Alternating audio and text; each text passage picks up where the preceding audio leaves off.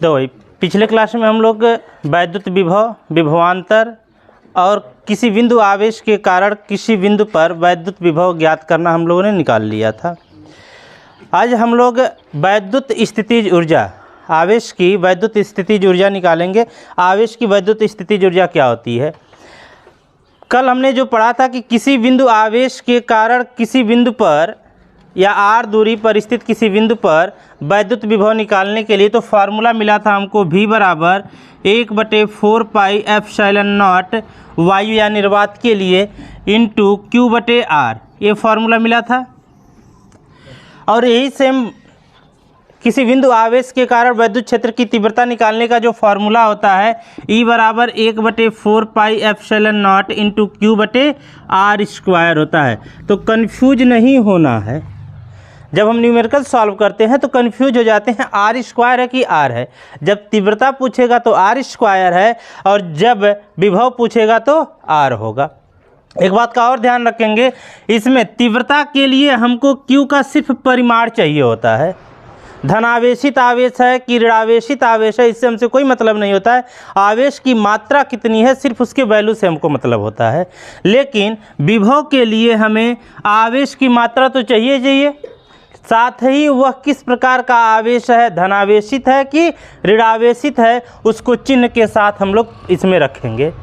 अगर ऋणावेशित है तो माइनस चिन्ह के साथ रखेंगे, धनावेशित है तो प्लस चिन्ह के साथ रखेंगे।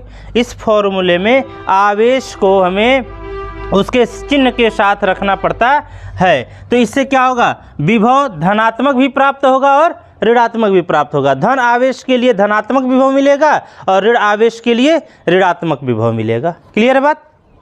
चलो अगला टॉपिक देखते हैं आज का।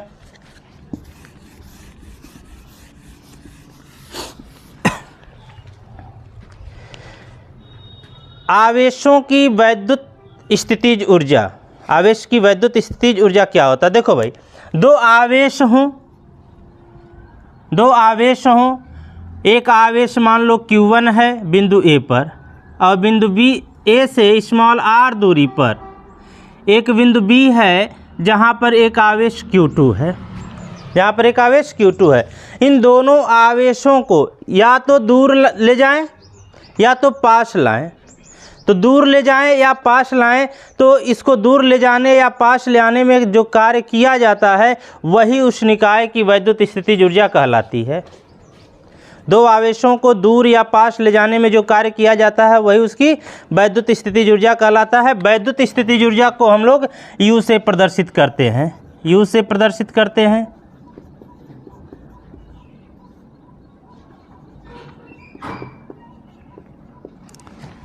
अब मान लो इसका फॉर्मूला निकालते हैं हम लोग। यहाँ से मान लो दो आवेश हैं Q1 और Q2 जो कि एक दूसरे से स्मॉल r दूरी पर हैं। मान लो अभी Q2 आवेश यहाँ पर नहीं है, अभी Q2 आवेश यहाँ पर नहीं है। जब Q2 आवेश यहाँ पर नहीं है तो इस Q1 आवेश के कारण बिंदु B पर उत्पन्न विभव हम निकाल सकते हैं। Q1 आवेश के कारण प्लस Q1 आवेश के कारण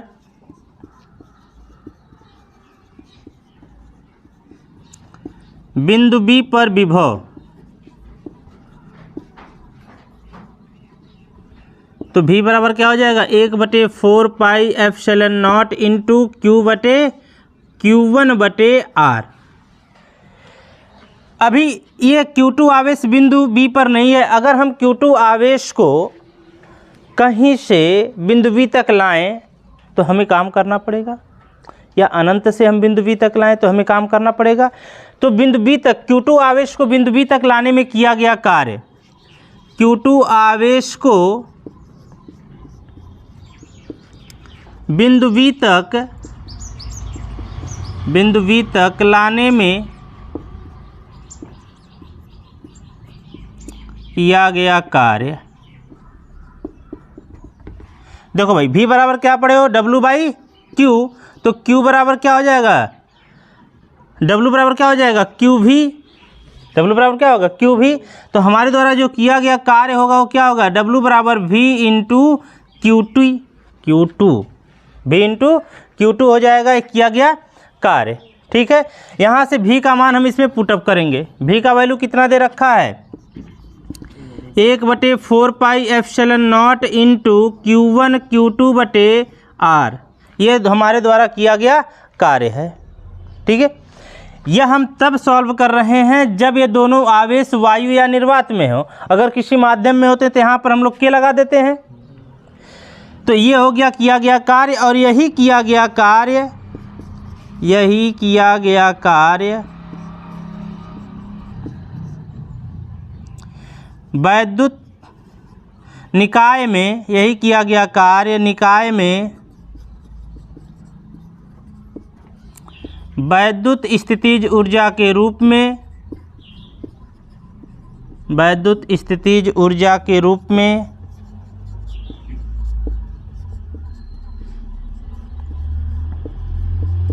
संचित हो जाता है।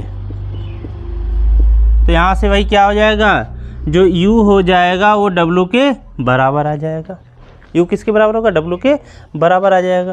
तो W का मान अगर हम यहाँ से रखें 1/4πε0 इंटू Q1 Q2/R, तो ये आ जाएगा आपका वैद्युत स्थितिज ऊर्जा का फार्मूला। दो आवेशों को परस्पर दूर ले जाने में या नज़दीक ले जाने में जो किया गया कार्य है वो 1/4πε0 इंटू Q1 Q2/R है, और यही किया गया कार्य उस निकाय में वैद्युत स्थितिज ऊर्जा के रूप में संचित होगा।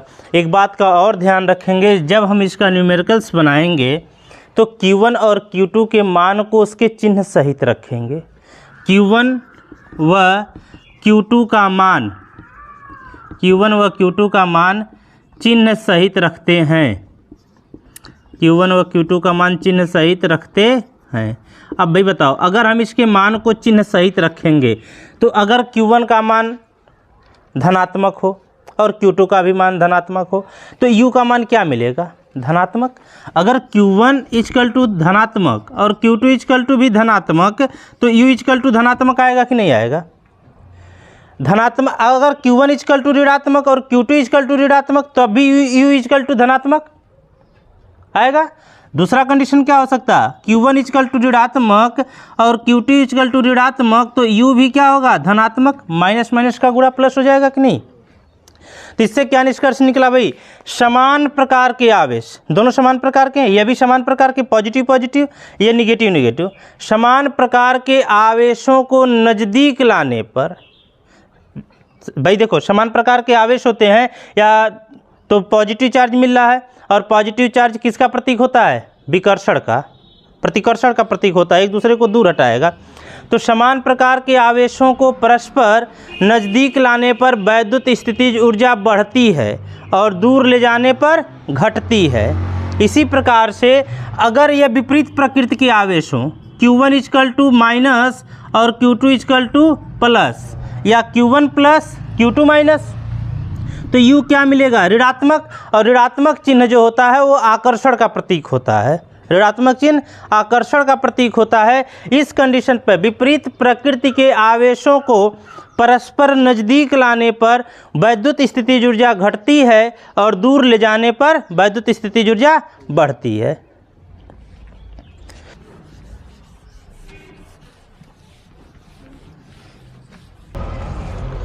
देखो भाई, अगला टॉपिक है समविभव पृष्ठ।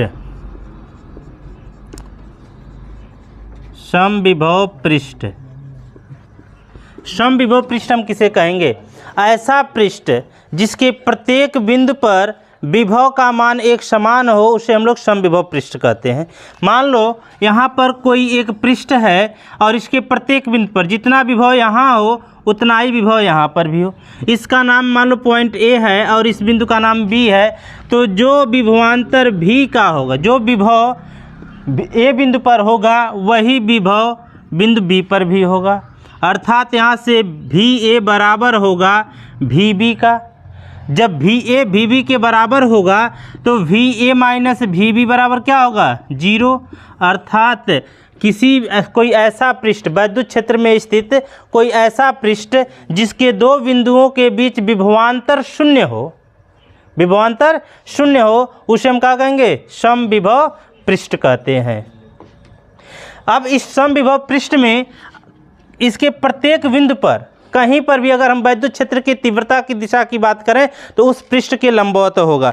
जैसे मान लो यह कोई पृष्ठ है जो कि समविभव पृष्ठ है, अर्थात इसके प्रत्येक बिंदु पर विभव की मात्रा बराबर है। जब इसके प्रत्येक बिंदु पर विभव की मात्रा बराबर है तो किसी भी बिंदु पर अगर हम कहें वैद्युत क्षेत्र की तीव्रता बताओ, तो इस बिंदु पर जो वैद्युत क्षेत्र की तीव्रता होगी इसके लंबवत होगी। इस बिंदु पर बात करेंगे तो इसके लंबवत होगी। जिस भी किसी के बिंदु पर हम लोग बात करेंगे उस बिंदु पर वैद्युत क्षेत्र की तीव्रता उसके लंबवत होगी।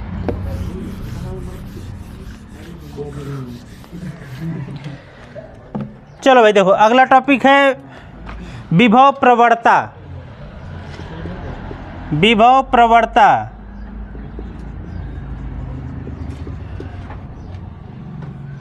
दूरी के साथ विभव में होने वाले परिवर्तन को विभव प्रवणता कहते हैं।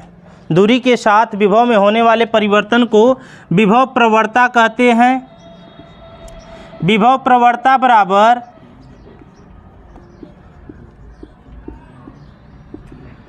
माइनस डेल्टा वी बटे डेल्टा एक्स होता है। विभव प्रवणता सदिश राशि है।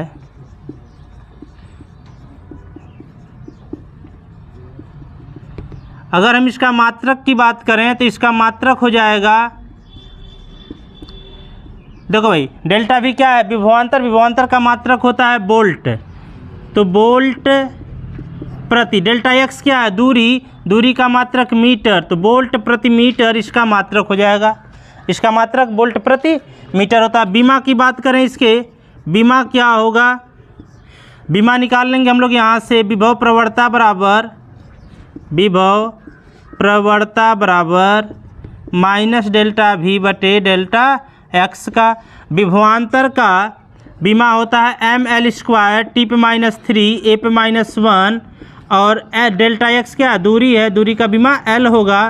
तो विभव प्रवणता का बीमा मिल जाएगा एम एल टी पे माइनस 3 ए पे माइनस 1।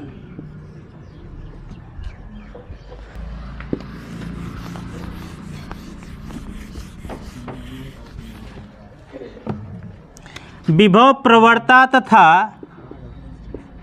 वैद्युत क्षेत्र की तीव्रता में संबंध।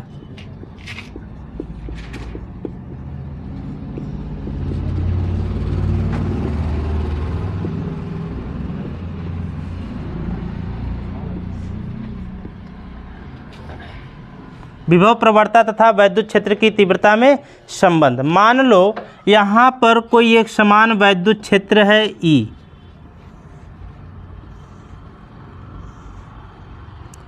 एक समान वैद्युत क्षेत्र E है जिसकी दिशा इस तरफ है। तीर के नोक की दिशा में वैद्युत क्षेत्र की तीव्रता की दिशा है।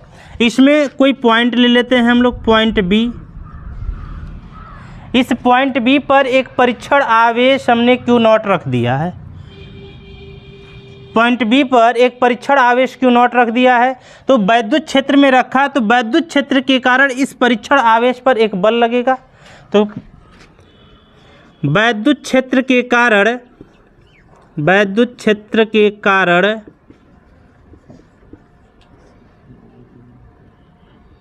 परीक्षण आवेश पर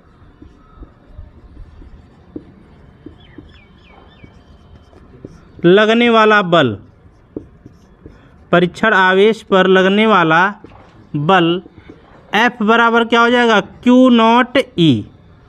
F बराबर Q0 E। आज जो ये लगने वाला बल होगा तो वो F बराबर Q0 E हो जाएगा। परीक्षण आवेश कैसा होता है, धन आवेश होता है। तो इस पर जो बल लगेगा वो वैद्युत क्षेत्र की दिशा में ही लगेगा। जो बल लगेगा इस पर वो वैद्युत क्षेत्र की दिशा में लगेगा। धन आवेश है, अगर ऋण आवेश होता तो इधर लगता।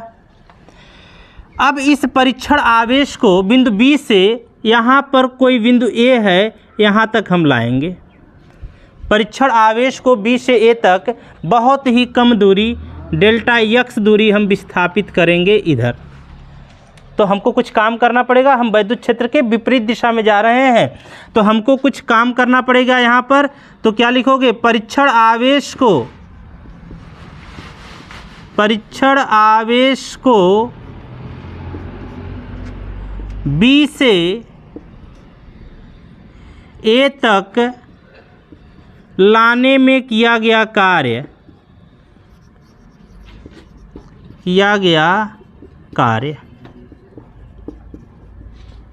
W बराबर क्या हो जाएगा, F into D x. F का मान पुटअप कर दो, यहाँ से क्या हो जाएगा, Q not E into minus D x. ये बहुत कम दूरी हम विस्थापित कर रहे हैं, तो हमारे द्वारा किया गया कार्य भी बहुत कम होगा, तो डेल्टा W लिख दो यार, यहाँ पर DW लिख दो या तो डेल्टा W लिख दो। यहाँ से हम इसको सॉल्व करेंगे तो डेल्टा W बटे Q नॉट बराबर E into minus delta X हो जाएगा। ये देखो कार्य बटा आवेश क्या होता है, विभवांतर। भाई V बराबर आप क्या पढ़े हो, W बाई Q, यही तो पढ़े हो, V बराबर W बाई Q। तो डेल्टा V बराबर या तो क्या हो जाएगा, डेल्टा W बटे Q हो जाएगा। और यहाँ पर Q क्या है, परीक्षण आवेश Q नॉट है, तो डेल्टा W बटे Q नॉट की जब हम क्या रख देंगे, V रख देंगे। तो यहाँ से हो जाएगा डेल्टा V बराबर E into minus delta X का पक्षांतर करेंगे तो E बराबर मिल जाएगा माइनस डेल्टा V बटे डेल्टा X का। यही हो गया वैद्युत क्षेत्र की तीव्रता और विभव प्रवणता में संबंध। तो हम क्या कर सकते हैं यहाँ से, वैद्युत क्षेत्र की तीव्रता ऋणात्मक विभव प्रवणता के बराबर होता है। वैद्युत क्षेत्र की तीव्रता ऋणात्मक विभव प्रवणता के बराबर होता है, और इसका विभव प्रवणता का जो मात्रक होता है वोल्ट प्रति मीटर होता है। इस हिसाब से वैद्युत क्षेत्र की तीव्रता का भी एक मात्रक क्या हो जाएगा, वोल्ट प्रति मीटर हो जाएगा।